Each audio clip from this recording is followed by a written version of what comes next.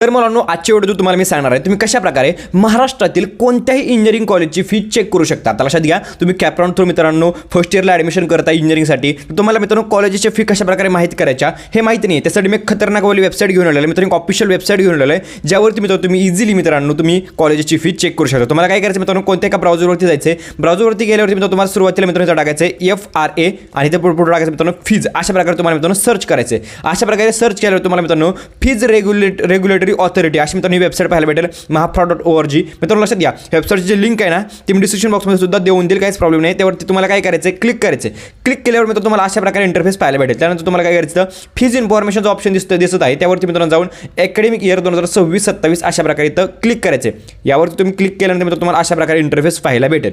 अशा प्रकारे इंटरफेस पाहिल्यानंतर तुम्हाला काय करायचं, खाली यायचं आहे, तर तुम्ही पाहू शकता सिलेक्ट इन्स्टिट्यूट टाईप, सिलेक्ट टाईपवरती क्लिक करून मित्रांनो तुम्हाला HNT जर मित्रांनो तुम्ही इंजिनिअरिंगला ॲडमिशन घेताय तर तुम्हाला HNT वरती क्लिक करायचं आहे। त्यावरती क्लिक केल्यावर तुम्हाला खाली सिलेक्ट सब टाईपवरती जायचं मित्रांनो। त्यावर तुम्ही इथं पाहू शकता BCA BMS मित्रांनो भरपूर ऑप्शन्स आहेत, परंतु माझं म्हणणं आहे तुम्हाला काय करायचं आहे, आपल्याला इंजिनिअरिंग चेक करायचं आहे, तर इथं bachelor of engineering oblique bachelor of technology त्यावरती तुम्हाला क्लिक करायचं आहे। त्यावरती क्लिक केल्यावर आता लक्षात घ्या तुम्हाला कोणत्या एरियामधील कॉलेज पाहिजे। आता इथं तुम्ही पाहू शकता सिलेक्ट डिस्ट्रिक्ट, आता इथं भरपूर डिस्ट्रिक्ट आहेत, सर्व डिस्ट्रिक्ट दिलेले आहेत। आता लक्षात घ्या, आपल्याला पुण्यातील कॉलेजचे जर आपल्याला फीज पाहिजे असतील, म्हणजे कॉलेजचं नाव त्याची फीज वगैरे डिटेल्स पाहिजे असतील, तर तुम्हाला काय करायचं, तर मी तर पुणे सिलेक्ट करून दाखवतो तुम्हाला।